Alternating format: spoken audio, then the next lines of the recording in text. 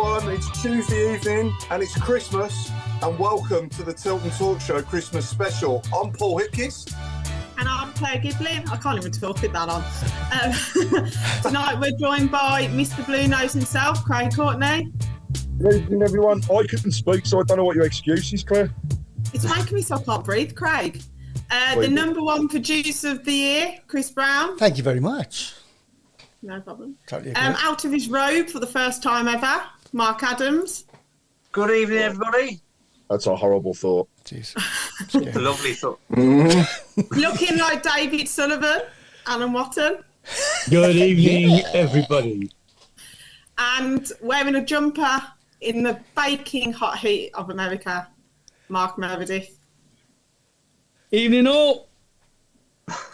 So Blues played very well last night and didn't quite do enough to get a result or any points, but I can see progress personally myself. I think, we certainly give them a hell of a good game, and they're not just the best team in the league, they're by far the best team in the league. So, in my opinion, what we need to do is bring that when we play the likes of Rotherham and Plymouth, hopefully on Saturday, and in the other games against the teams lower down.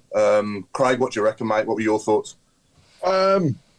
Yeah, I didn't expect that last night. I got to be honest. When I got in the grounds, and before I even got in there, I was fearing the worst. You know, he's like, how many were going to concede? That was what was coming to mind. But it was wicked. I mean, they turned up. They did everything we wanted them to. They fought, battled, showed the passion that we asked for last week, and not just that, they never gave up. And when we went 1-0 down, you thought to yourself, do you know what, this can still be turned around.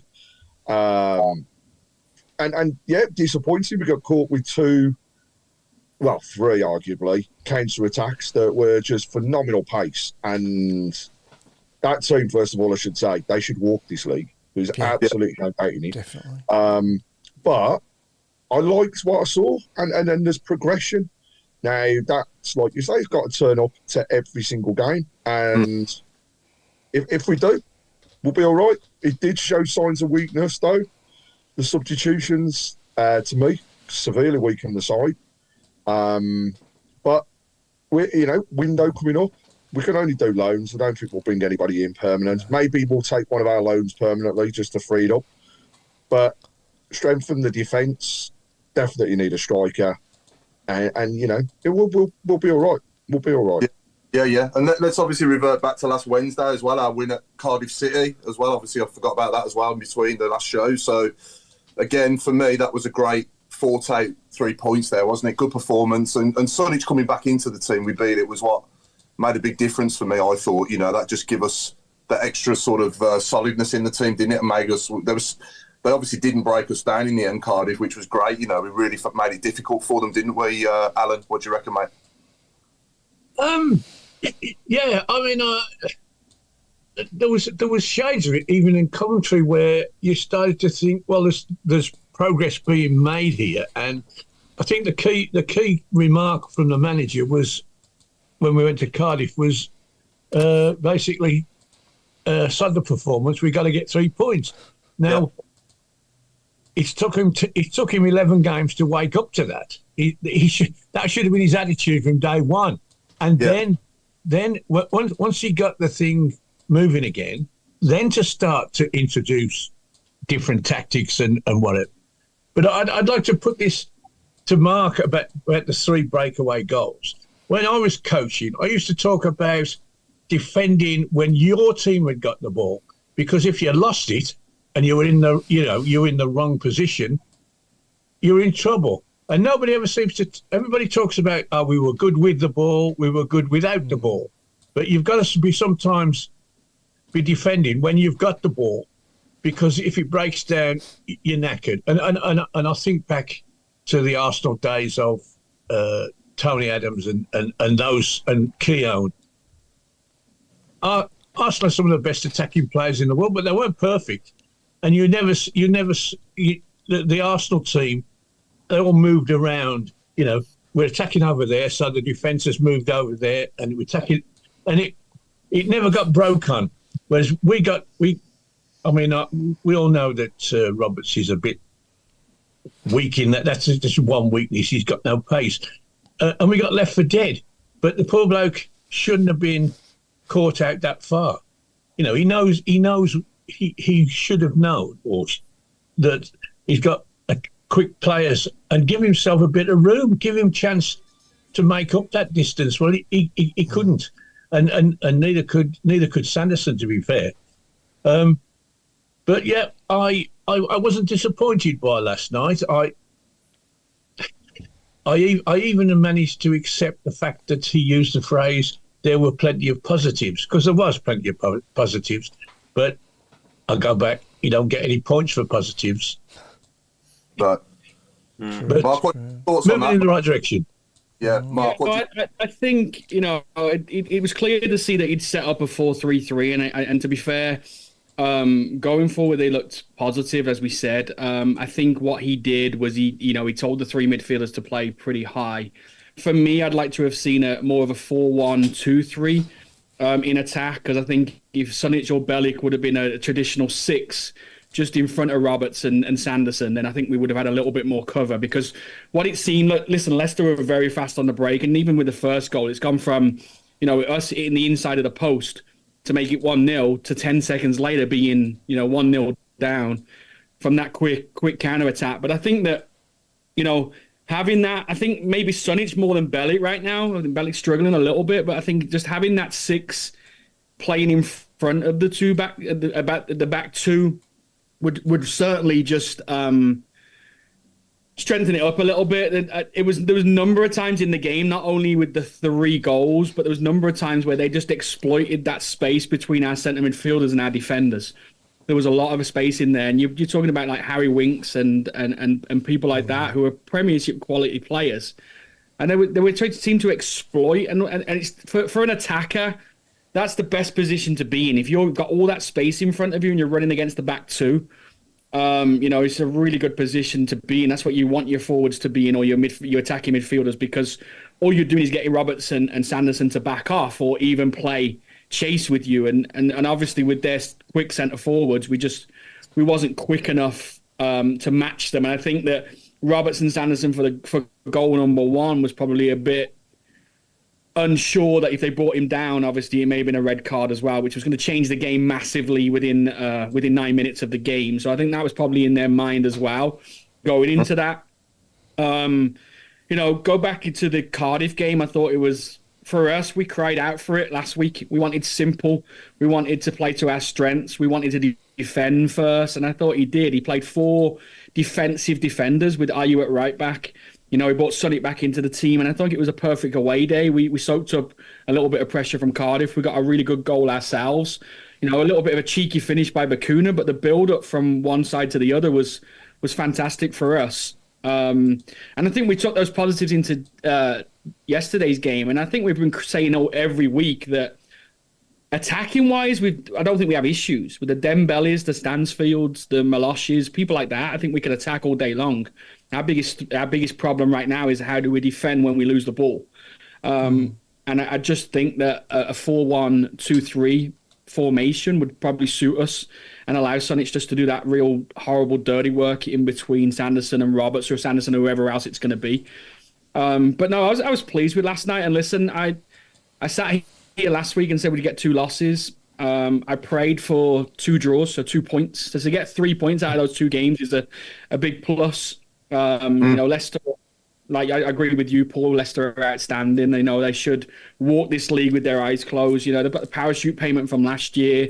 They've held on to quite a few of their Premier quality players as well. So I don't think they've got a real thing. And what I'd like to say, I know we'll probably go on to this later on in the show, but I think the referee again yesterday was a big problem. You get the yellow card for the celebration, which I thought the celebration was horrible anyway. I think that could have caused a lot more problems with the Tilton and the fans behind it. And then secondly, 10 minutes after, or probably not even that, 8 minutes after, the guy blatantly dives in the box to try and get a penalty, and the referee doesn't give anything and doesn't even give a yellow card. Normally you'll see them run up, book the player for diving and move on. But I think, so that could have been him off, and he's the guy that scored the first and the third goal. And then the tackle on Buchanan at the end, man, that's a career-ending tackle for me. That's high. He's right in the side of the knee. So I think, we talk about refs all the time, and it doesn't change games. We were beaten by a better team, and I was proud of the way we played last night. But I think the referee decisions within those key parts of the game could have changed a lot of things. I just want to comment a bit. When they broke for the second goal, there was an opportunity to stop the play on the edge of their box, but we didn't take it. And by the time they'd gone another 5 strides, they would, that it was a goal. It become a goal scoring opportunity. So taking somebody down would have been fatal. If it was going to be done, it had to be done immediately, but it wasn't. Definitely, yeah. And Mark Adams, coming on to you, mate.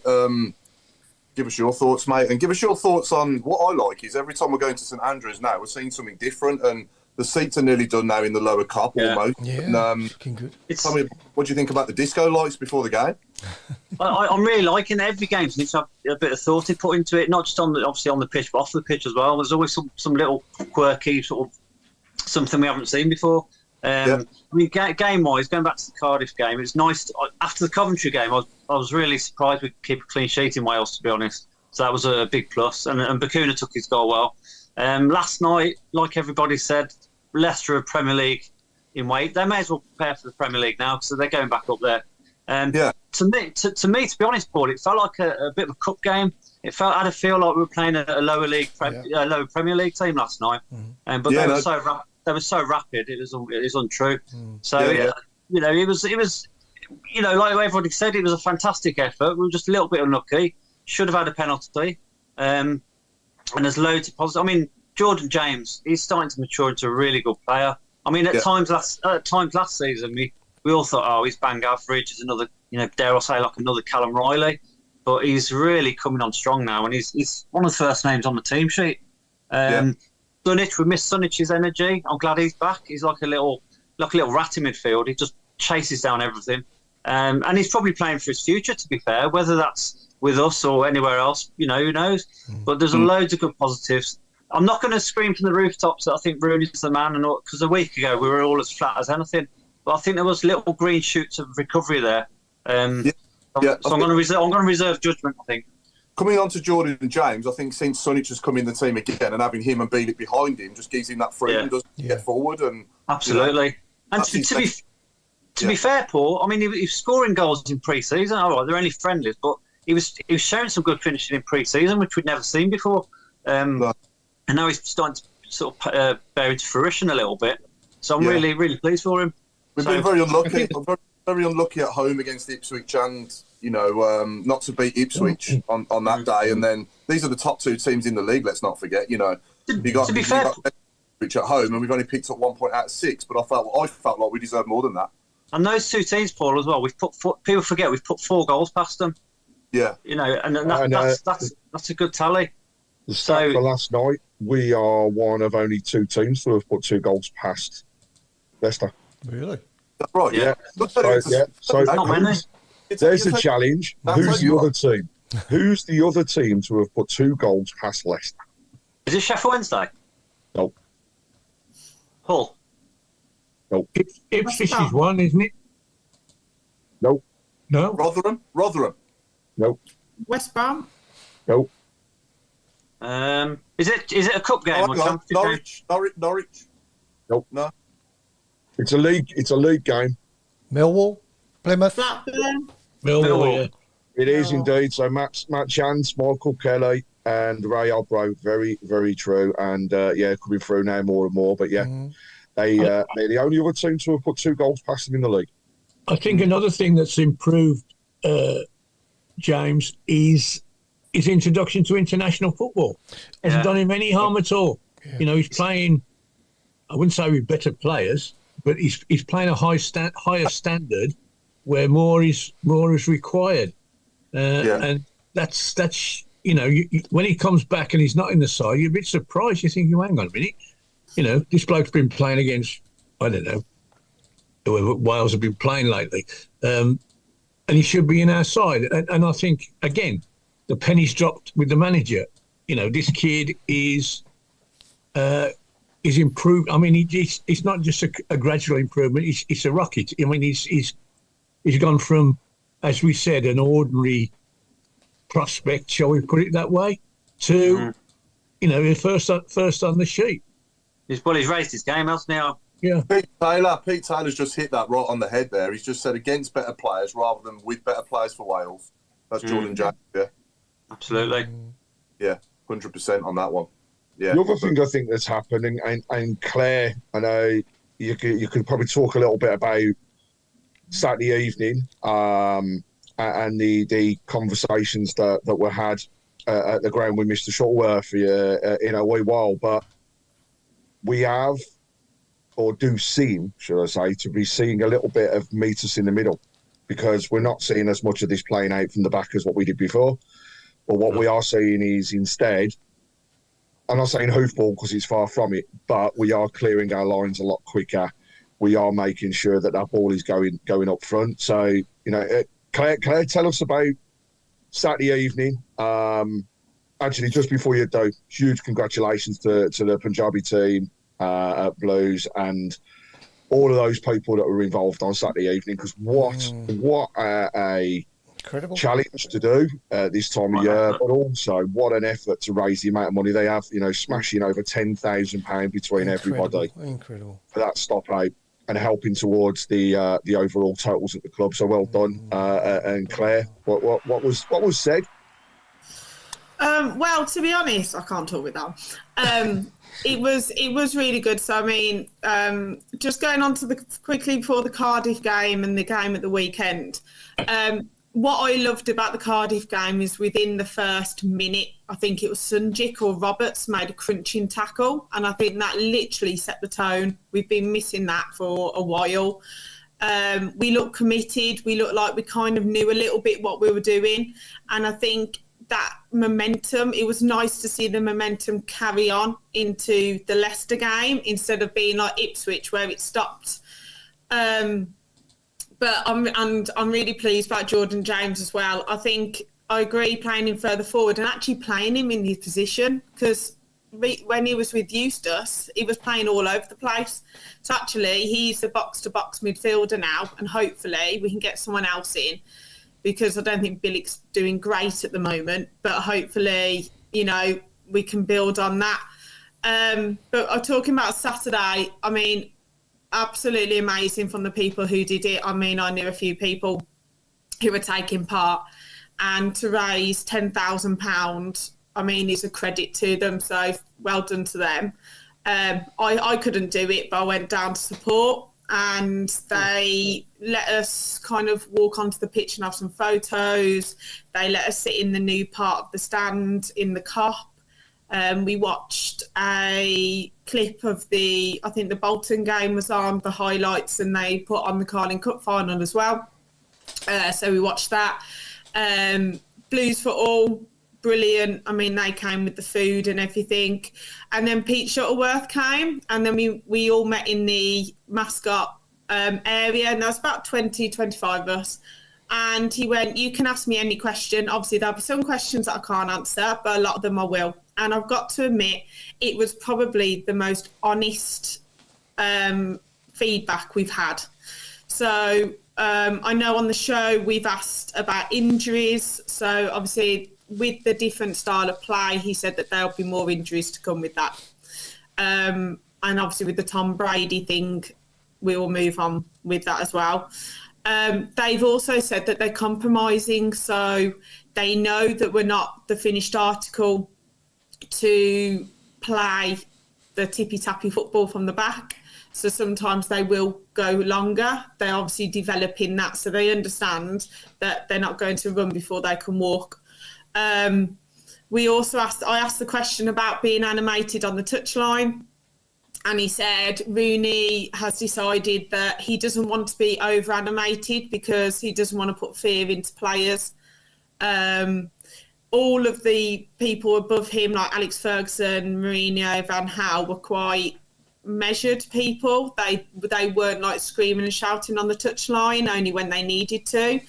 And I think that he has shown a little bit more as well. I found that the last two games, he's actually come out and been a bit more animated, which has been really, really good.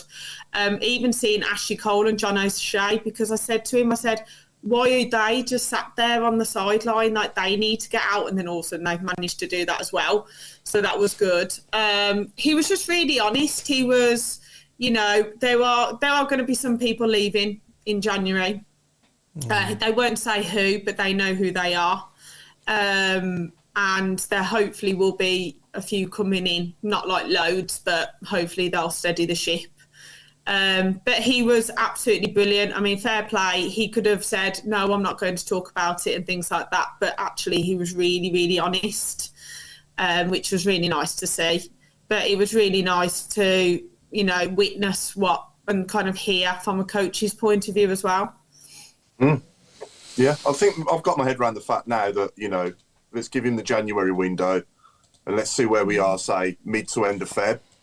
One window isn't going to make it all okay. Don't get me wrong, but No. you want to see at least, hopefully, at least 2 or 3 new players coming in at least in January, and then maybe 2 or 3 going out as well. And we can hopefully those players that come in will be better than the ones that go out, and we can improve then and have a good end to the season. And I mean, what's the expectation this season? I would say anything above 17th is progress, obviously, because that's where we were last season, but. From being 6th in the league when he took over, I'd like to think that if we could get maybe 14th, 13th, 14th, realistically talking, then I know the owners wouldn't accept that as a good achievement. But I'm just saying that that's progress, isn't it, from where we've been? I think to be honest, Paul, go on. Sorry, Claire. I was just going to say, to be 13th, 14th under Eustace, would have took that, wouldn't we? Crikey, yeah. Yeah. Well, yeah. Because realistically, I don't know if we've been many points better off now than what we are. If Eustace had stayed, with the fixtures that we've had as well. Who knows? It's hindsight. Who knows? We don't know. But, I think, watching last night as well, I think that's what we've got to strive to kind of be.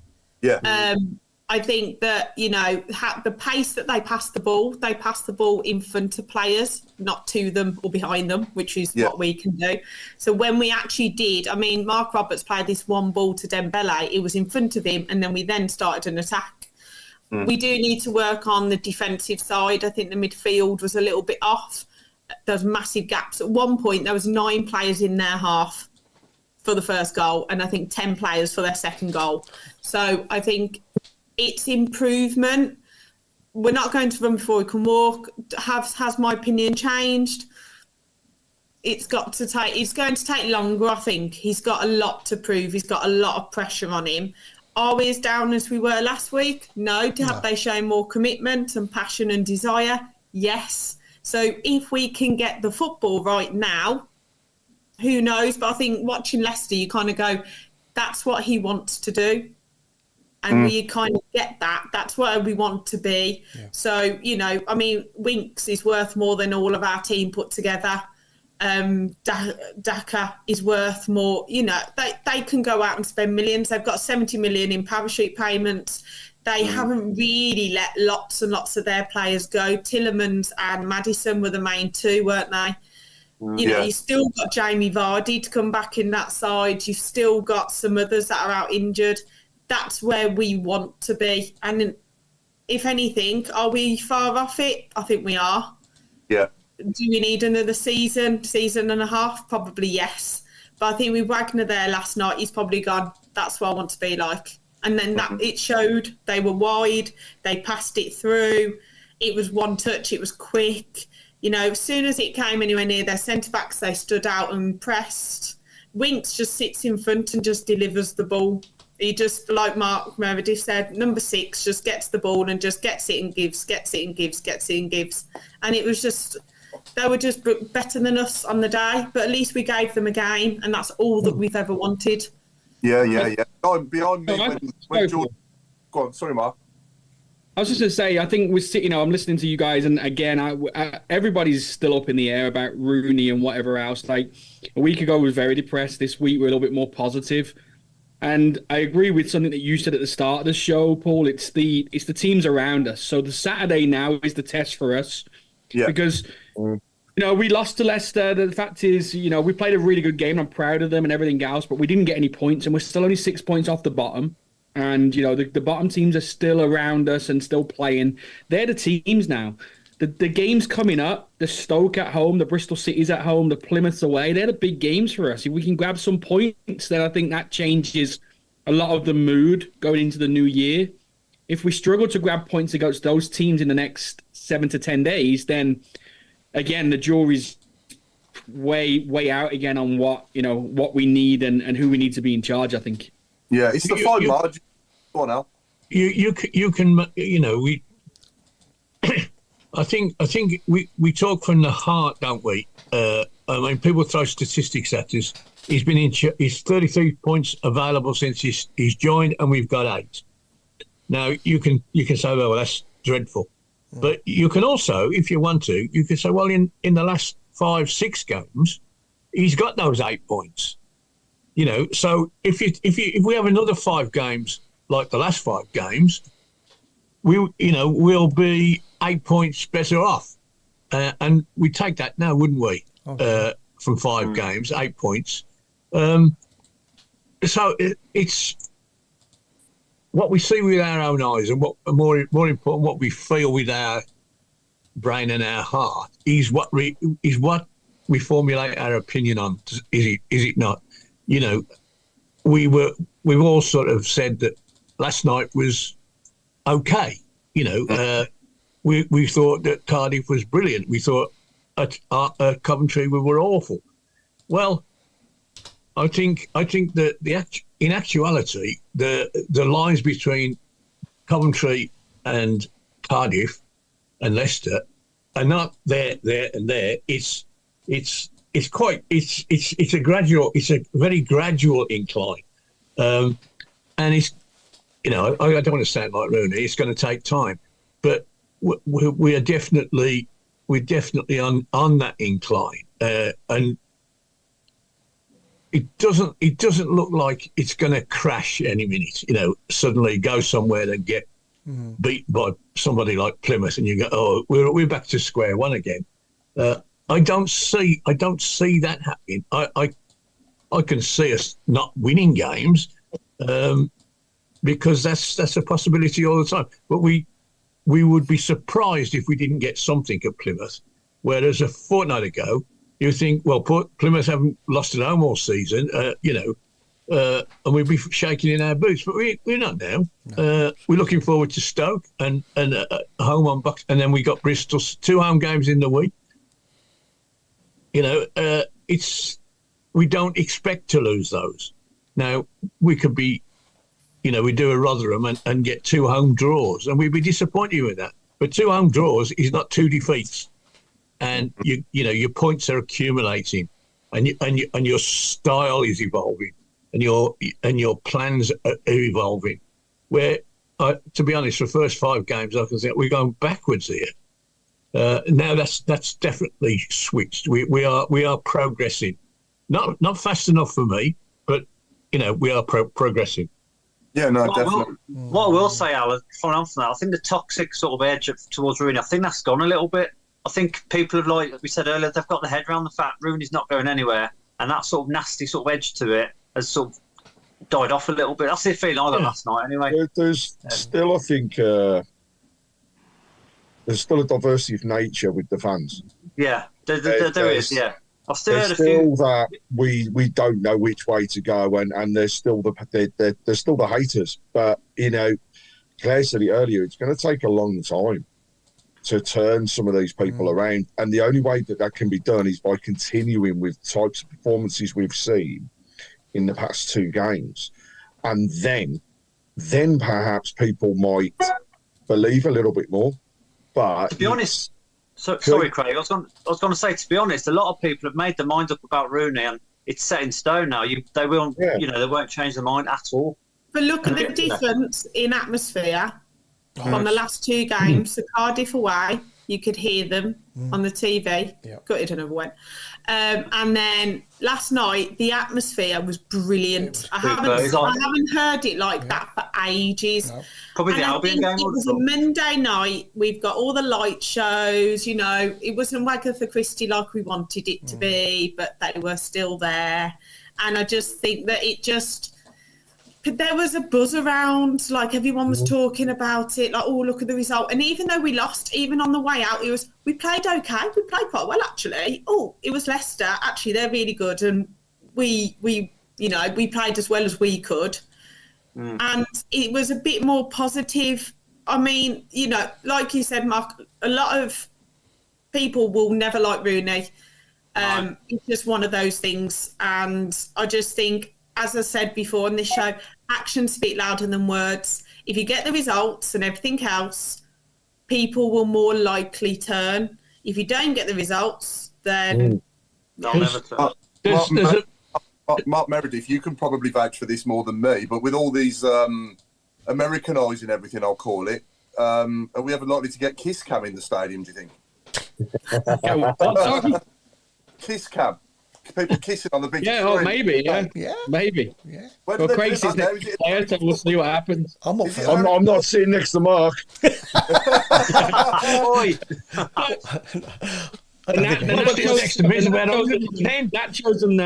Nachos and popcorn's coming next. Oh, yeah. Is it the baseball where they do that in America, or is it baseball and American football? Both, yeah. Basketball mainly. basketball as well, isn't it? Anything. Yeah. You don't have to leave your seat anymore. You can order everything on your phone, and they bring it to your seat for you. So, wow. Oh, wow. The only good thing the one good thing about the sports here in the States is that you can drink at your seat, so you don't have to leave your seat, but they'll bring your beers to you as well. Which again, I don't know if that'll ever go to English football. But the fact that you don't have to get out of your seat and miss anything, and I'll bring your beers to you and everything else, it's brilliant. It's a dream. I mean, we'll be waiting till 90 minutes till everyone's got their drink at the Blues. And to be fair, I mean, after that celebration last night, I've got to admit, whoever was in front of him, that could have caused an absolute riot. That was literally, when he was doing it, I was like, you're doing this to the wrong fans. Because if they did have a drink down there, it would have been all over him. I don't know what it is. It's this new celebration that they're doing, but that to me is inciting like trouble. That to me should be a red, because what you're doing is you're inciting trouble. Because if somebody came on and did what they did to Grealish, would you be surprised? No. Is it right? Of course it's not. But it's just ridiculous. I couldn't believe it. I was like, you're doing this to the Tilton. Like, you are sat there doing this to the Tilton. You've just scored. I don't even know who he is, so... You know, one thing I'd say, though, credit to the fans. Yeah. Not retaliating in the way that they could have done. And it took a fair amount of abuse. I think they were too far away, though, Craig, I think. By the time they got down there, the thing, to be fair, if you'd have had more fans in the bottom Tilton, it could have been an issue. That could have been, it could have been bad. Yeah. I think the safe standing barriers got in the way as well. Barriers got in the way. Can I just just edging back a bit to, changing managers and not changing managers. There has been at least 8 or 9 managers sacked in the top 2 divisions in the last couple of months. Yeah. Not one of the ones that are sacked, I've thought to myself, we could do with him because they're no better than Rooney. And none of the ones that replaced them, I've also looked at them and said, I wouldn't want any of them either. So, and plus the fact, Eustace has had none of those jobs. He's not been offered one. He's not been mentioned with one. So that's something else. But, we've got Rooney, and for better or worse, I think he's we've got him for worse at the moment. But I say I've looked at all these people who are changing clubs. I mean, the guy at Forest, I've always thought he's, but do I want him? No, I don't want him. Did I want Mike Beale from Rangers? He's gone to Sunderland. No, not really.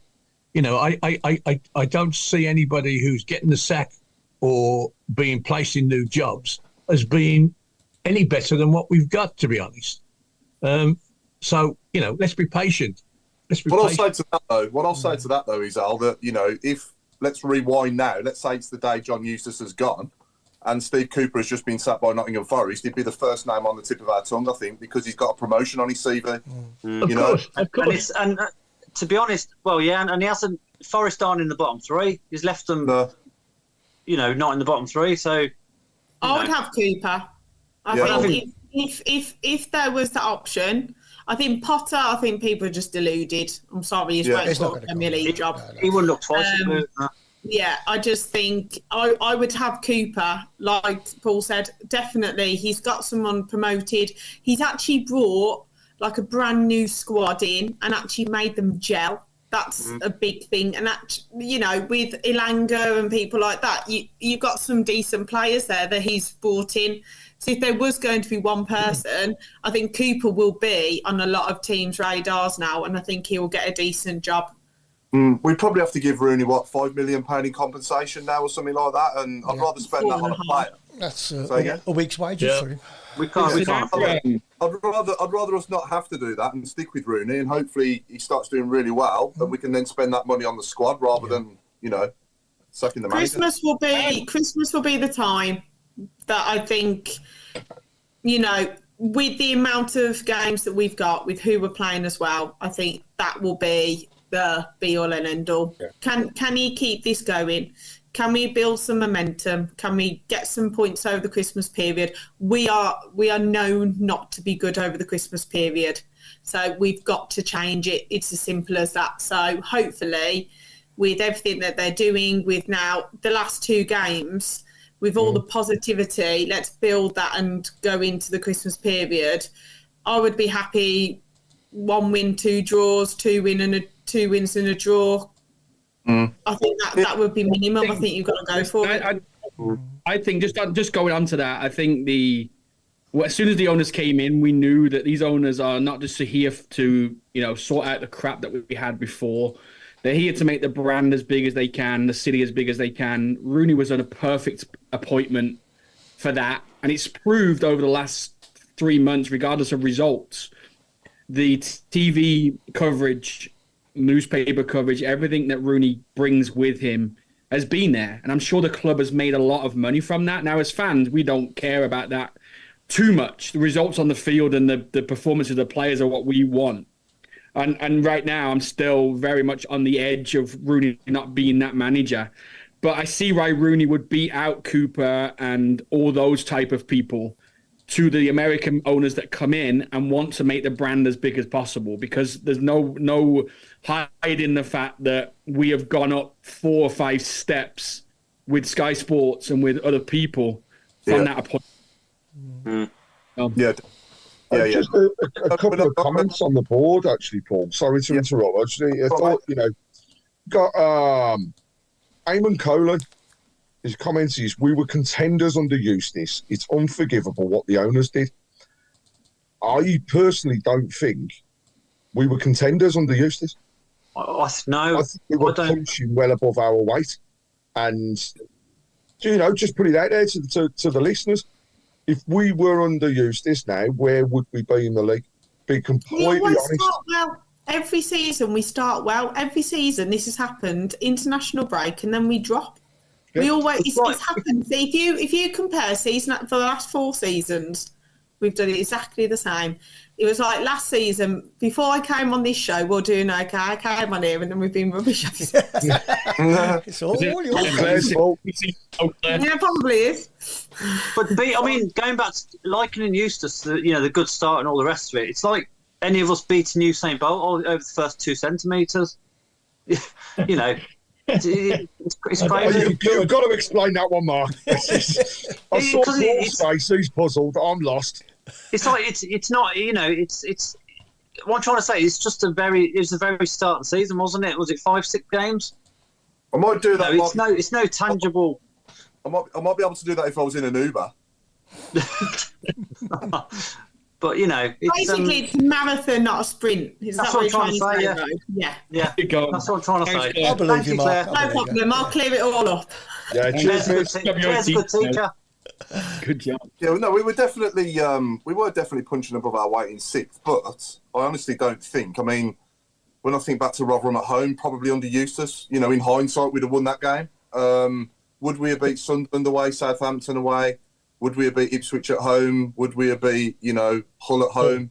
We would have beaten Hull. You think we'd have beaten Hull under Eustace? Yeah. Yeah. That September under Eustace was awful. Listen, I think if September was we... dreadful.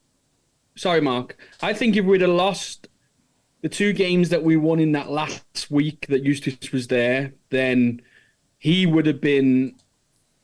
I'm not going to say hated, but he would have been called for his head, because I think the run we had before those 2 games, we got to remember, wasn't good results-wise.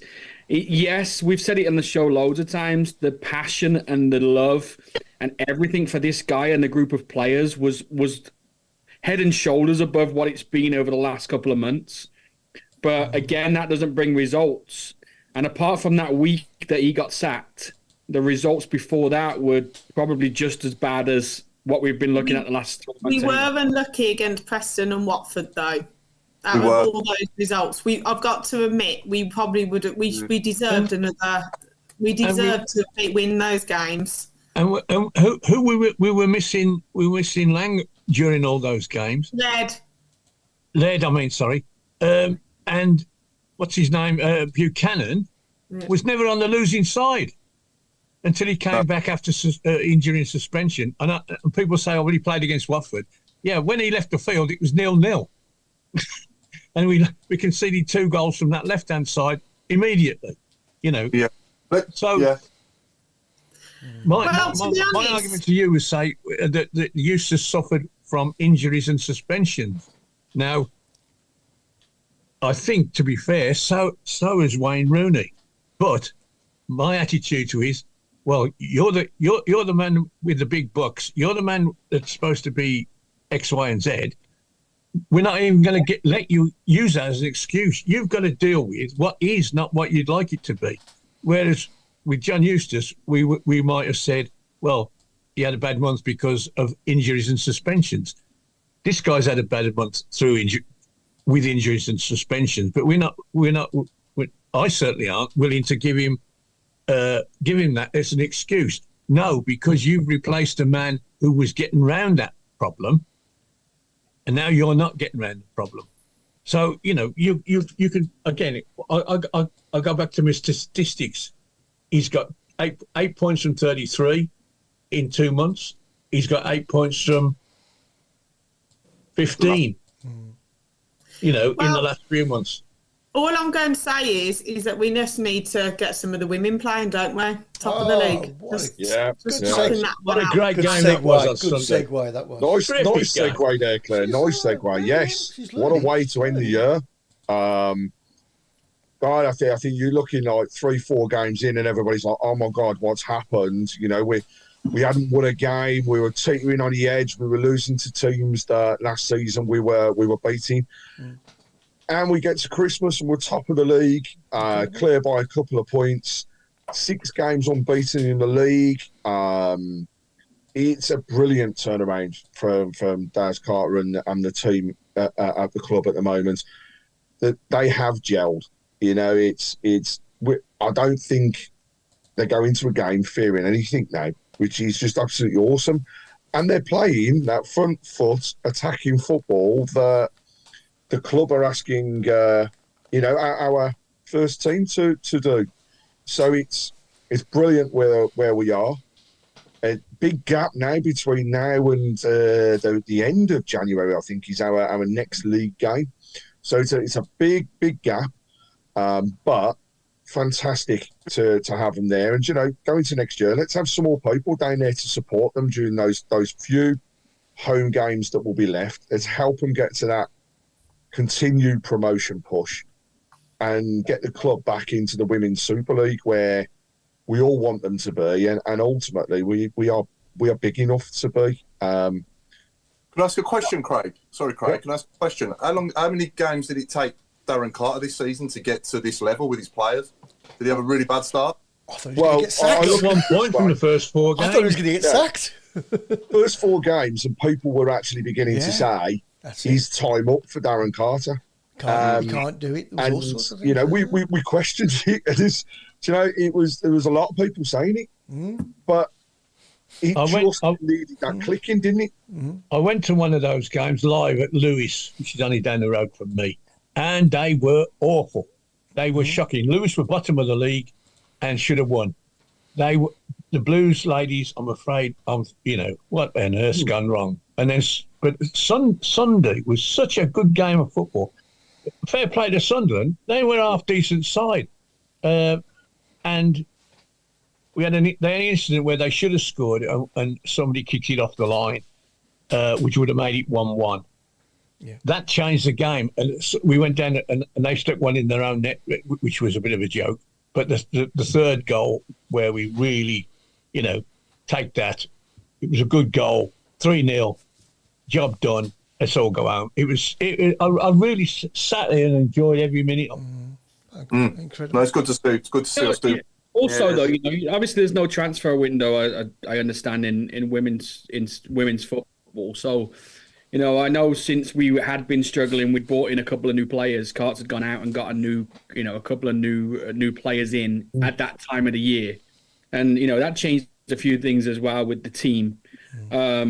We've talked about the men's side all the time, and we basically said we give it till January. Alan made the point last week. The gap between Rooney coming in and the transfer window was big. Yeah. If it was only 4 weeks, then maybe we would have seen a big difference in results in a month, because maybe we could have brought in a couple more players to strengthen what we have. And yeah, he has been unlucky with injuries and suspensions, 100%.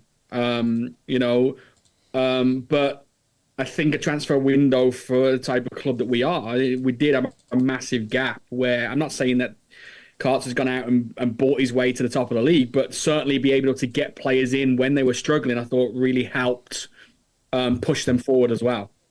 We've also brought players in that have points to prove, and alongside that, people that know the club. So, we've had the return of Remy Allen. Remy was at Birmingham during the ladies' time in the Women's Super League when we were at the FA Cup final, when we were playing in Europe, and she knows what makes the team tick. We then bring in other players that have also been at the club previously because they know what Birmingham means to them, and they're all coming in. And don't get it right, in terms of the game and in terms of their age, you'd say, oh, God, they're still young. But actually, in terms of the ladies' game, they're probably not spring chickens in terms of coming through. But what we have got is a perfect balance. And that's, we nearly had it last year. We were just getting that run towards the end of last year, and everybody thought, if we start this season exactly that same way, we'll be flying. We didn't, but now we're proving what they can do. And Carts has brought in some international players, not just, the likes, excuse me, they're going to sit on a bench, but they're international players. Fuso, Brazilian international, who was coming from Man United. We paid a record fee to bring her into the club. And when she started, just come off injuries. So everybody's thinking, oh, no, not going to be good. Now, flying. So let it continue. And the other thing we're desperately trying to do is get Carts and a few of the ladies onto the show to talk about it more, to get more involvement with it. And, these American owners, and Mark, you'll vouch for this, but out in America, ladies football is huge. So if they can do half of what happens in America, we can go a long way. And let's see what happens. Let's bring it on. Good question coming in from Kevin Kelly, actually. What are the panel's priorities for the January transfer window? He said, for me, defenders with pace. I'd have to agree with you, Kevin, I think. I think that would be a massive improvement to the team. I would like to see a new striker as well. If we can get somebody up front, that's obviously you've got to be realistic having it at the same time. But if we could find a gem like a new Shay Adams from somewhere in the lower leagues or something, that'd be amazing as well. I'd say the big, quick centre back, a 6 and a forward. I would say for me, it'd be the spine going straight down it. Centre back, forward, and 6. I think you'll probably try and go and get for a goalkeeper. Now again, I'm still not in agreement of probably getting a new goalkeeper in January, maybe in the summer. But I think the goalkeeper will be on his list. But I really feel a centre back, a 6, and a striker is something that he may look for. And then we got to think about it. Do we buy Stansfield or do we try to buy him, or do we keep him on loan and try and get another loan? We've only got probably 2 more loans left, and we can't have anybody else after that. So he's also got to be careful with that because he's only got 3 on loan. He's only allowed to have 5 at the same time, right? I've said I'd like to see a new striker, but we might actually have one in our under-23s in Junior Dixon that could come into the team and back the goal. Just a heads up, he will be in the squad over Christmas. Oh, wow. That's what we've been told. So Junior Dixon will be in the squad because the under-21s have a break. So they have said that Shuttleworth did say that he would be in the squad. But I would have a ball passer in the midfield. I think that's what we need. We've got Sunjic, who's like the Robbie Savage of old, nitty-gritty. We've got Jordan James, the box-to-box. We now need someone who can sit and just pass the ball and just get the ball a bit. Yeah. And I think we need another striker. I think there's the 3 players that are being touted to leave. I think that they will be the ones that go. A new goalkeeper, I think probably yes. I think they'll try and go for like a young one. I think that they'll try and get him as an understudy to Ruddy to then bring him through. That's what I think they'll do. I mean, I'm a big fan of Ruddy's, but like I say, time's catching up with him a little bit. I mean, going back to last night very quickly, did anybody else think he had a rush of blood a little bit? Do you think he could have waited a bit before he? He wasn't quick enough to get out, and then he didn't do anything when he got out. So instead of making him, he either needed to go big, or he kind of went and then went. He didn't know where to go. He didn't know whether to go straight to him, which I think then he would have just gone round him anyway. He hesitated, didn't he?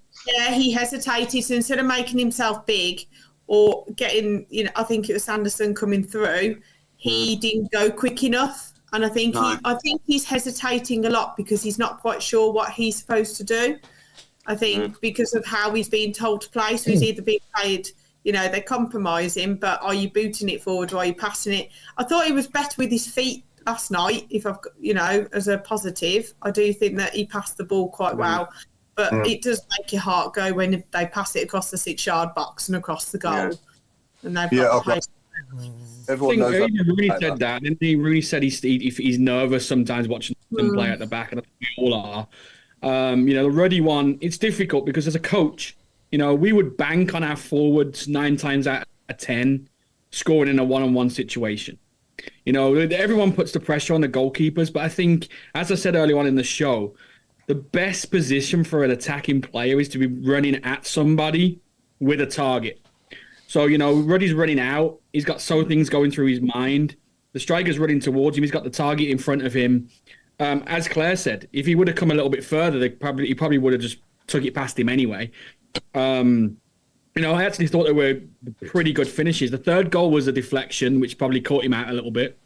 He come off his foot and took a little deflection. But I thought the first 2 were pretty good finishes for the on the attacking side of things. I think if our strikers or midfielders had scored them goals, we'd say they were pretty good.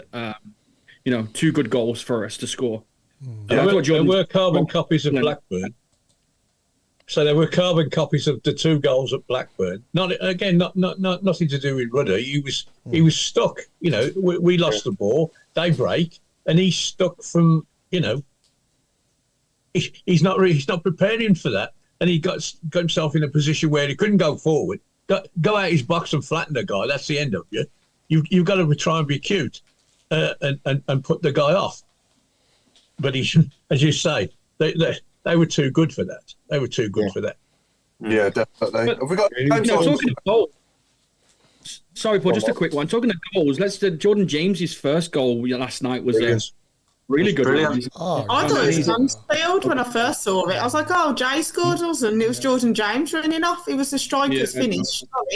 Oh, yeah. I mean, with Anderson and everyone coming back over the Christmas period, fingers crossed, we'll have a bit of a decent bench and a bit more pace. Maybe Benteke, right, Claire? No, thank you. Do you know that? Mark, you mentioned that, but it's come up on numerous occasions now, hasn't it? There's a couple of names that are constantly out there, and whether it's speculation or not, we don't know. But Benteke's name continually continually comes up. Do you know what? If he's going to come over and he's not going to cost anything, is he better than what we've got? What I can say is it's definitely come up 5 or 6 times here in America. Now, obviously, they know Benteke here. He's still at DC United. The fact that it's come up on the news 5 or 6 times that's the target. They're obviously don't have their season now in the MLS, so he could go on loan to Blues and not come back. Now, it wouldn't be my choice, honestly, but that has been mentioned 5 or 6 times over here. That's his next move, is that he'll join Rooney on loan and come back to the MLS. What is he now? 33, 34? He might be About older 34, isn't he now? Is he 33, 34? Well, yeah, I don't know exactly, but I know he's definitely on it. But for me, he's probably another Troy Deeney. Deeney come, and we love Deeney for who he is, but he's past it. And I think that's the same with... He used to play for them down the road. He didn't do very well. And we want young and hungry, pacey strikers to go with what he wants to do. Why would you bring in Benteke? It doesn't make any sense whatsoever. But our problem is that we don't have, like we said this before, we don't have money really to spend too much right now with the transfer embargoes. We haven't got, there's not players on the market that are for sale in the prices and stuff that we can spend. So I think right now, if he wants to get a striker, unfortunately, that's what we're looking at. We're looking at someone who's a lower league striker that is younger, and we've already got someone like that in Junior Dixon. Or you're looking at getting somebody that is a little bit more proven, but maybe in the last couple of years of his career. One last payday. Because I think that's all we can really attract in January. In the summer, maybe different, but if he needs to get one from now to the end of the season, then we're not attracting a massive market, I don't feel. What happened to taking a punt on strikers in the lower leagues? I mean, in the past, when we signed Che Adams, he was in League One with Sheffield United. We got DJ Campbell in years gone by, and players like that. Thomas Asante, whatever his name is, for West Brom, banging the goals in.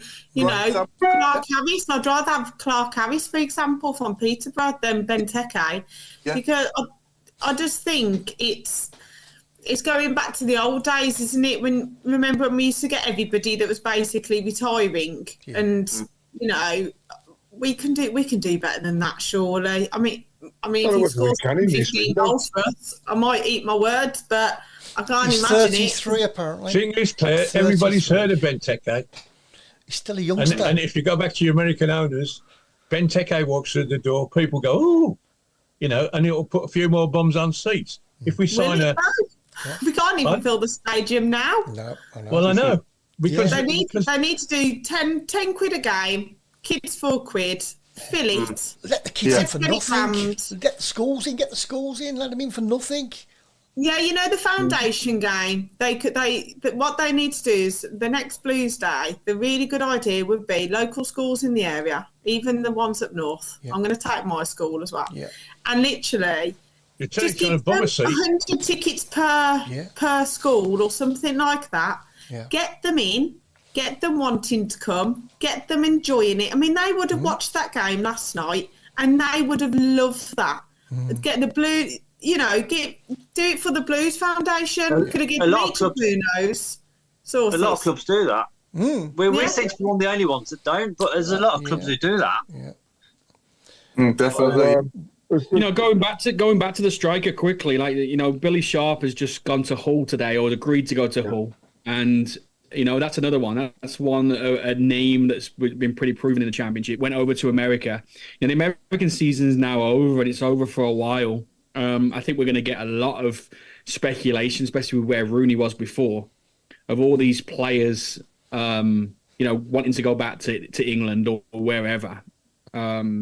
But as I say, that's the only one that has really keep coming up over here over and over again is the Benteke one for sure. Yeah, definitely. We got any squad games, Craig, this time? I have got one final squad game for 2023.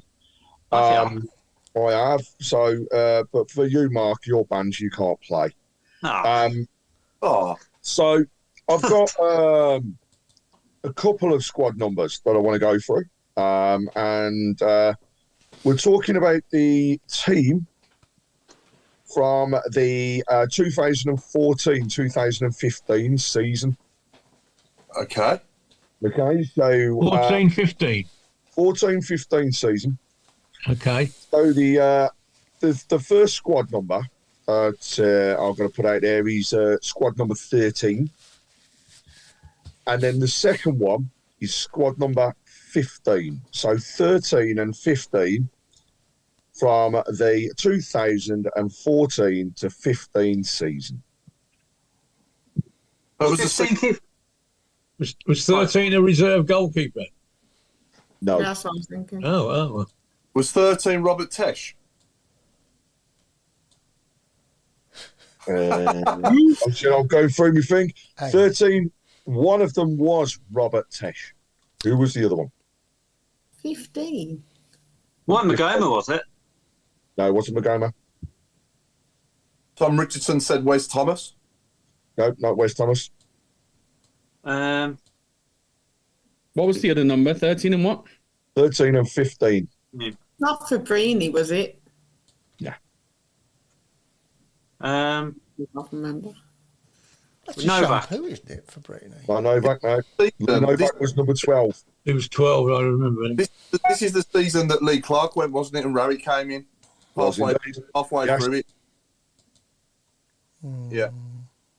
Not that helps with the squad numbers, but I'm just saying.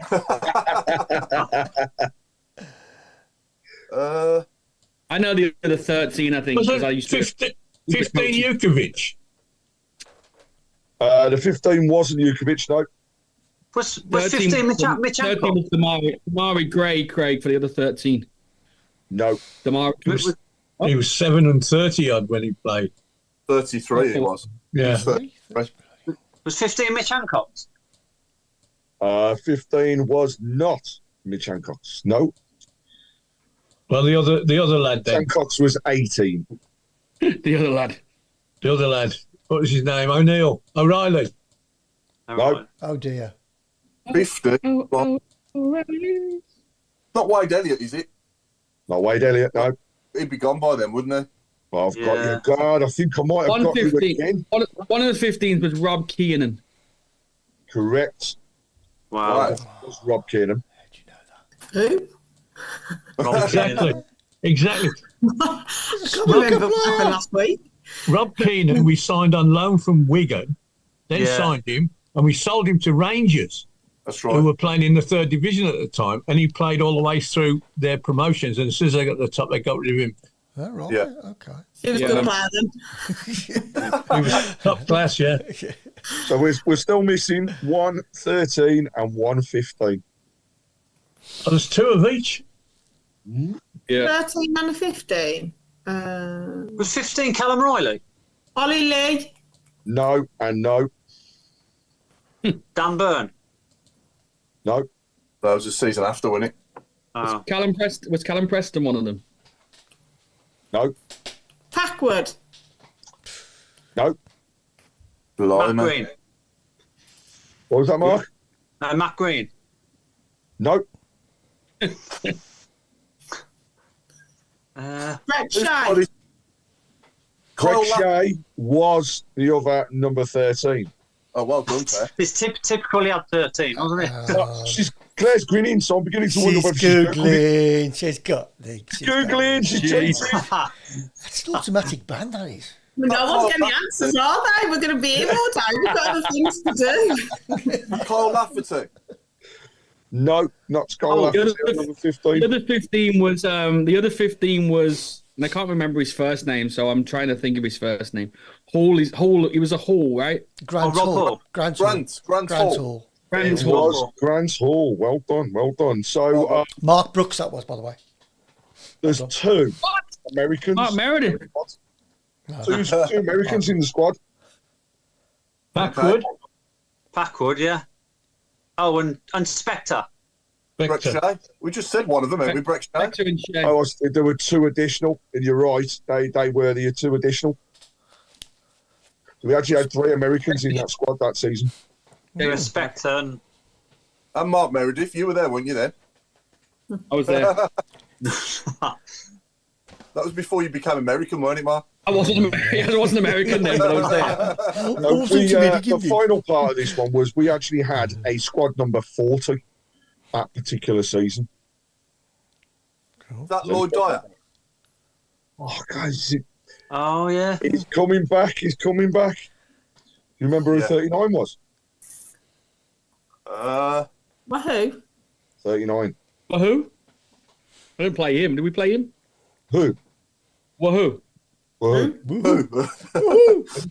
I'm waiting to find out why I needed paper and pen.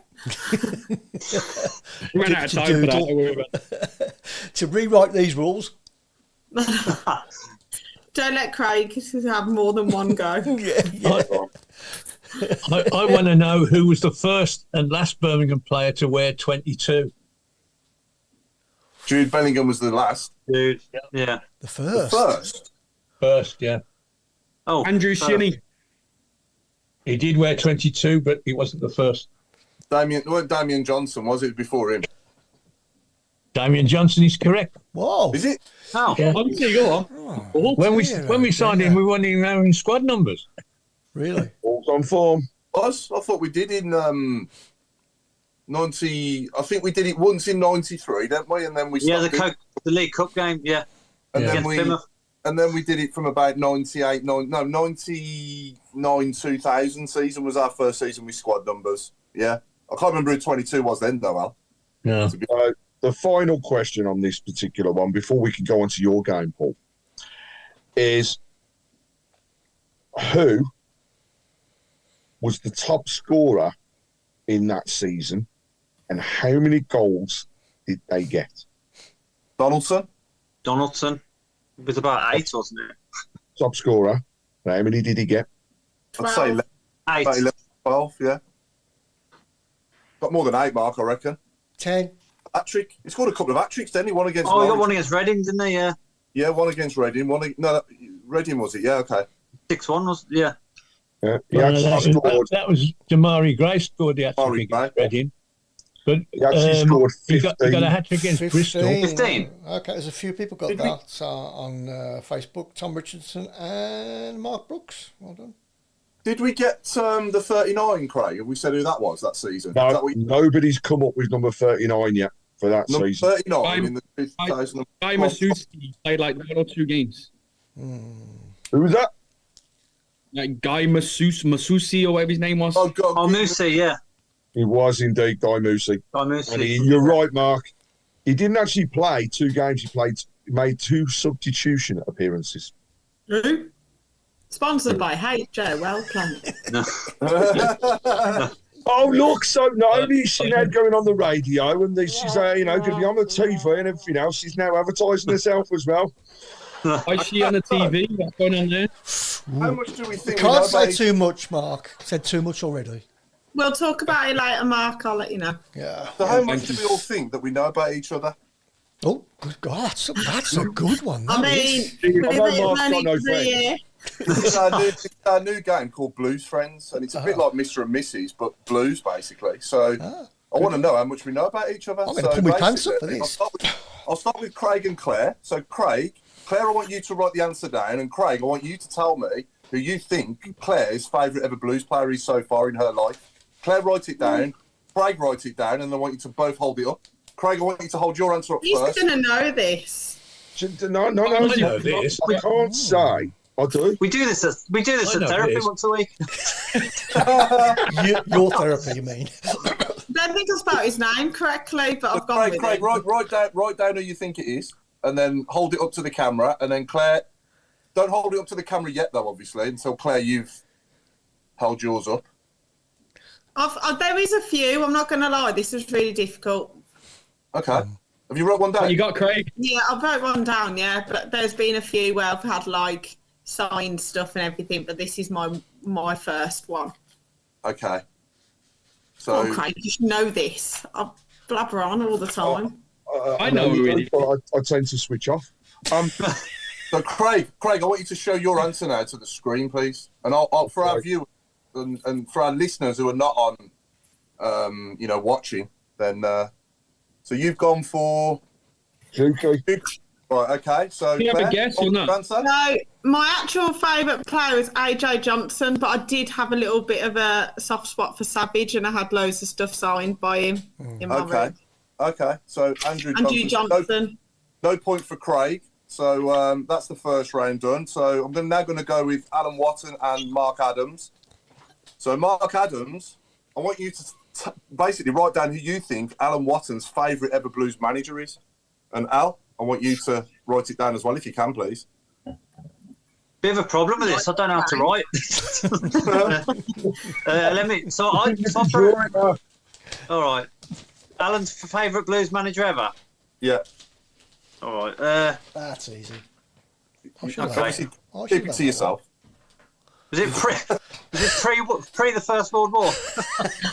I'll give you a clue. I don't think it's Rooney.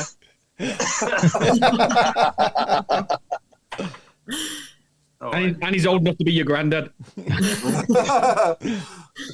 His favourite owner is David Sullivan, because he was out. You got something, Mark? Yeah. Hold it up then. What you got? Put it to the screen. Put it in front of the camera, Mark.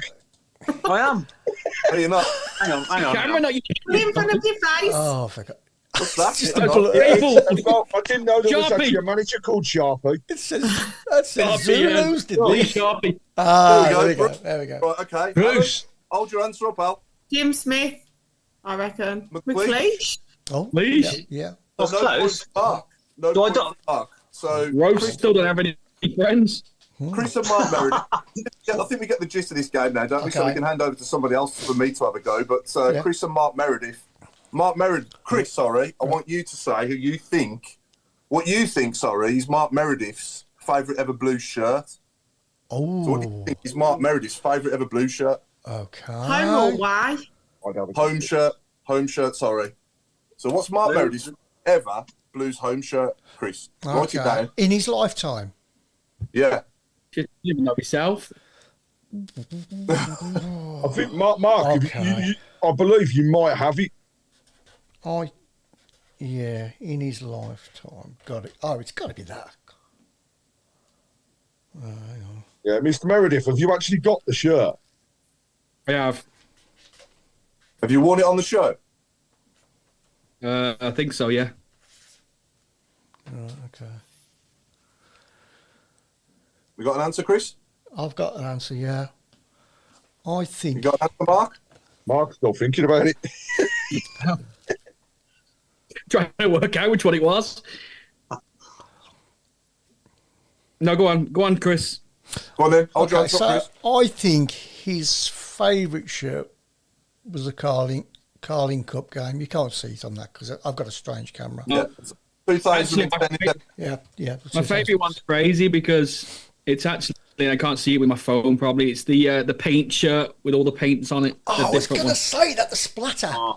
I can't remember what year it was exactly. The one it changed. 92, 93 season that was. Yeah. Dolly mixture. Yeah. Failed. Craig, can I hand over to you, Craig, for me to have a go against someone? Yeah, I'm going to go with, right, so, Mr. Adams, we're going to make you feel as though you've got friends today, because I'm going to ask you another question. Next year's going to be my year. But what I want to know is, what was Paul's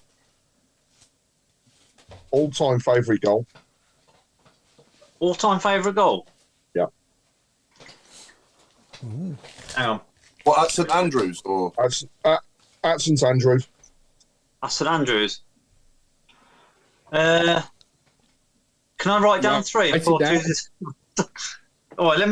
give me his favourite goal at St Andrews. Okay. I have actually said this on the show a few times, haven't I? Yep. Shows how much he listens, doesn't it? Oh, Rob. Oh, yeah, I know. Hold on. Just talk amongst yourself. It doesn't take that long to write, I don't know. Talking of goals, Paul, are we on number 3 or number 4 for the best goal now? Oh, that's a good point. I don't know. Did we do it last week? I was in a Last hotel. week. Can you read that? I think I can make out Seb Larson versus Sheffield Wednesday. Yeah, got it. Yeah, we can see that. I'm all right, Paul. Yep. Oh, There's my answer. Sorrell against Ipswich. Let me change it. None of us know each other, do we? By the sounds of this game. just say Ali Barley. Lily Pad knows me better than you, Mark. So she got She got it. Yeah. Yeah. Oh. Lily Pad's actually got 2 so far. I've been watching the board, and she's actually got 2 of these. So definitely is taking the lead. She knows us more than anyone else. Yeah, she listens, obviously. And yes, BCFC Ireland. Yeah, that's my favourite shirt, the Mark 1, 1991. We're on number 3, aren't we? Because we had John Gale, and we had Sebastian against Tottenham. Yeah. No, we had Jerome. Didn't we? Jerome, and I'm not 4 now. Yeah, I'm 4 now. Yeah, so we're on 4 now. So, yeah, that's a good point, Mark. So the 4th best ever Blues goal, what do we think is the 4th best ever Blues goal? Can I nominate Go on now. Andy Johnson's 4th goal against Ipswich in the semi-final? Never tire of watching that. Watching it. Alan, one for you. My dad said, Alan, one for you. John Connolly's goal at Villa Park. Oh, what a cracker! Yes, I was there. Yeah. Get that one out, you bums. And that's not what I actually said. No, I bet. Oh, Mark Brooks at Sorrel v Ipswich. I think he's voting for the 4th best goal there, and not my favourite ever goal at St Andrews. Yeah, I think it's mine, Terrell. Yeah, that's why it's I think Larson. It was my birthday. That goal. Oh. I think Larson's Sheffield Wednesday goal needs to be in there. Larson's Tottenham one was, and I think the Wednesday one was probably up there, especially with getting promotion on the same day as well.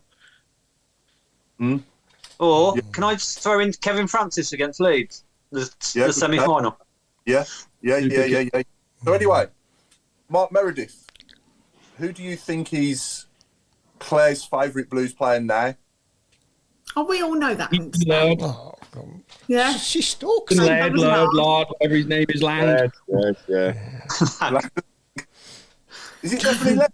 Is it Laird? Laird. It is Laird. His name's Laird. Not Lard. Not Lard. On her face Not when she Lard, mentions not Lang, not Lou. Not Lardy boy. It's been led since this Solihull game. Come on, she hasn't stopped talking about it. He winked at her at Solihull, and that was it. She's like, He just smiles, doesn't he? Oh, he looks happy, and he's our best player. So he'll probably leave in the summer because everyone I love. As it's the end of the year show, can I quickly run through some of the unofficial awards for 2023? Who do people think was the best TTS player of the year? Who do we think was the best player of the year for 2023? Put your answers up on the shout box as well. Also, the best WM representation from a Tilton Tour presenter. It's got to go to Claire, obviously. Yeah, totally agree.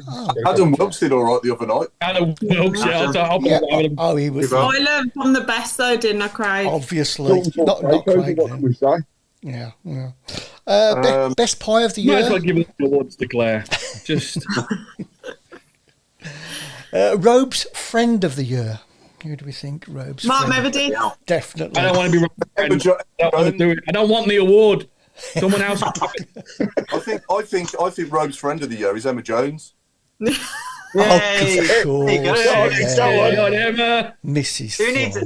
Who needs friends when you've got dolly birds? Who do you think was the I pet actually of thought the year? that was Claire's friend of the season, Mark, rather than Mark's. Oh, You know, of course. I had a lovely time. Yeah, it was, yeah. The most abused presenter of the year. Robe. This is going to be Robe. It's going to be a Robe show, isn't it? This is, yeah. I finally won something. And a couple of serious ones as well. The Women's Player of the Year. Who do we think? Lawley. Yeah, I think I'd go with Lawley. And going to games, which was the worst decision of 2023, do you think? Robe coming back from Norwich. For me, it's definitely never again the a megabus. the non-giving of the penalty at was it? I remember Borough or Sunderland, Southampton. That's the one. I'd agree with that as well. Yes, great show. Yeah, the one when he smashed Burke. Yeah. I think Player of the Year is a tough one, isn't it? I think from Ruddy for me. But Player of the Year, just on the shout box, Ruddy and Duke at the moment are neck and neck in terms of votes. What else have we got? Nigel Mann has said Rogue's friend of the year is Billy. Billy, no, mates. Oh, yeah. Very good. Even he stood me up the other day. Yeah, the worst decision, can I say, is Bell and Bow. Oh, yeah. Of course. Yes. Yes. That's got to be. Yeah. Because that's just outrageous, isn't it? Crazy, Really? yeah. Got a couple. Michael Woodson said the worst decision was the penalty we got against the Baggies. Yeah, that was never a penalty. That was lucky. I think the best thing to happen to the club this year, though, has got to be the takeover, hasn't it? Yeah. Lucy Quinn is the heads and tails ahead as far as the player of the season or player of the year for the women is concerned. Got to be. I'm glad you said that. I can remember her name now. I was going to nominate her, but I couldn't remember her name. Stephen Gill has said Claire gets the WM award because he doesn't know what Craig's saying. Oh, dear. It's the Brummie accent, Craig. It just slips, like, it just sounds mad, doesn't it? I don't know what to say. You know what I mean? You talk to somebody from the Black Country when you're on WM, and so I thought I said it better. That's true. You can't pronounce your words properly, Craig, like what we can. The best. No, sure. But anyway, that was Blues Friends anyway, and I was hoping someone would get at least 1 point. But between us. No. Yeah. We did get a point. Mark Meredith got a point because he got led, but it was too easy. Yeah. You did, We need to. Can we play this game again? No. No, you didn't. I mean, in the new year. with the same questions and answers. It is actually. I do quite like it. I think we should take it forward. Well, do you want to do one more round, Claire? Yeah. Yeah, I would have, like, the song, like, which blues song's the best song of the year? Put it out there to everybody. Which blues song that we sing is the best? You can't have Keep Right On. But what other song is it that we sing? So Dion would probably be one of them. Yeah. Mine's the We Are Brummies. I love that song. I'm not going to repeat the rest of it. Stand up if you love the blues. Yeah. I'm not going to stand up because I've got no pants on. I have to look down myself quickly. Do you know what song I hated? And I shouldn't say this, but you know the Harley Dean song when he was here? I used to cringe at that. Yeah, because he always used to give the ball away. Yeah, and it didn't make sense. I hated that. I like that one, Lily Pad. What's everyone at the Tilton Talk Show's favourite person who's come on the show? Yeah. The favourite guest. Yeah. Well, this year, already. Yeah. This year. We haven't many, have we? We haven't had not too many this year. No. Gordon Taylor. I think that's a good shout, actually, Watto. I think he was absolutely. I'd say Robbo in case he's watching. Yeah, got me doing things. I'm saying Robbo. I think I'm with you, Alan. I think it was just fascinating. It really was. That I just kept my gob shut all the way through that. It was just good guest. Just a few coming through, but Steve Portman said, "Can we pack it in? It's discrimination. Stand up if you love the blues." Bow the cat.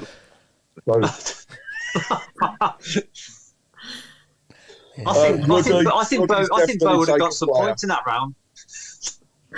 Yeah, I think the Paul Tate one. I think that wasn't this year, was it? But last year, but it was one of the best. Yeah, was had him on again this year, didn't he, Chris? We had him on again this year. Did we? Yeah, I'll tell you what I really enjoyed as well. I'll tell you what I really enjoyed as well. Oh God, what's his name on the microphone? Richard, isn't it? Richard Golding, yeah. Yeah, Golding, yes. That was a good one as well, yeah. That was a good show. He's a good guy, he is, yeah. He's really good at it as well, and he's really good at it. I'll tell you what. I'll tell you what else Paul's a good one was Magoma. Yeah. Yeah. Was that the Mag's a good one. Yeah. That was January, I think. Was it?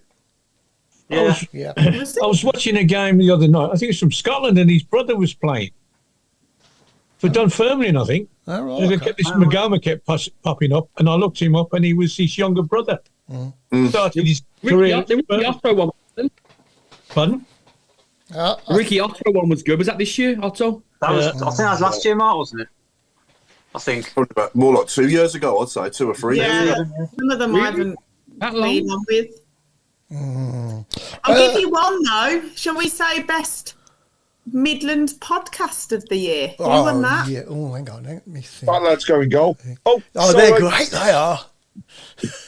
So on talk show, wasn't it? But didn't we come in the top 10 this year? Of course, yes. Yes. There's no other podcast. Best supporters group of the year probably got to be Ecstasy Blues. Yeah, we'll give them that. Yeah. Excessive Blues. And talking of supporters groups, obviously the club have sent out the request now for people to apply to be part of a supporters group. So, anybody can put themselves forwards to run a club. So, if you're part of one that previously hasn't been affiliated or anything else and you'd like to be there, really simple application form, get online and get that sorted, because it's the more people, the merrier. Yes, Michael Woods, Malcolm Page, and Dave Latchford, they were both brilliant shows. I'm not sure if they were Dave were they Latchford, this year? I get so couple of shout outs as well. If I want to wish Darren Carter a happy 40th birthday for yesterday, and I want to wish Paul Devlin a speedy recovery as well from his hip replacement, which he had Saturday. That looked sore, didn't he? So yeah, he's on the road to recovery now, and hopefully back up and running very soon and back to full fitness. Yeah. Well, there we go, Paul. We've come to the end of the show. It goes quick, doesn't it? Wow, it's flown by. That's fine. Yeah, so we come to the end of obviously the shows for this year as well, and thanks to everyone out there that takes the time to watch this show, and let's hope we have a good Christmas period and we're all got big smiles on our faces when we come back at the beginning of January. Are we back on the 2nd of Jan, is it, Chris? What day is that on? So that's on a Tuesday, so it's the day after New Year's Day, or are we doing the following week? It might be the following week. I'll have a look at the calendar. Yeah, so potentially the 8th of Jan will be the date that we're probably, back. But anyway, it's good night from me, and it's good night from Mark Adams. And it's good night from me, and it's good night from Miss Giblin. It's good night from me, and it's good night from Mark Meredith. Good night from me, and it's a good night from Craig Courtney. Good night from me, and it's a good night from the chairman. Hey, good night, everybody, and a good night from Chris Browne. And it's a good night from me. Good night. Keep right up. Good job, Merry boy. Christmas and a Happy New Year. Merry Christmas, everyone. Merry Christmas, Tiny Tim. Preferably not inflatable. Love you, Dad. Who's he play for? What are we going to sign him? Is he a striker or defender? What's he? Right, I hope you've got decorations on those concrete walls. I only have. And I've drew a friend on my hand. I'm going to do a Christmas dance now. It's all fun. Hey, good night from the nose. Back down, boy. No, we haven't said good night, Mummy Giblin. Hey, good night, Mummy Giblin.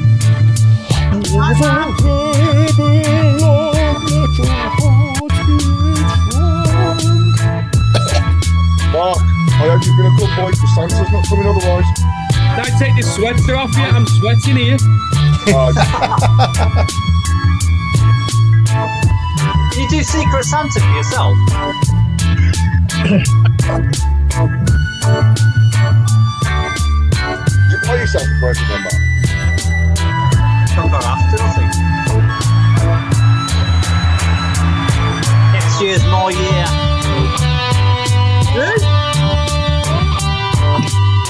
He's signing as well. Your goalie. Chinese international. Merry Christmas. I'm So, yeah. absolutely frozen. Give me a sec. Frozen, I'm sweating here.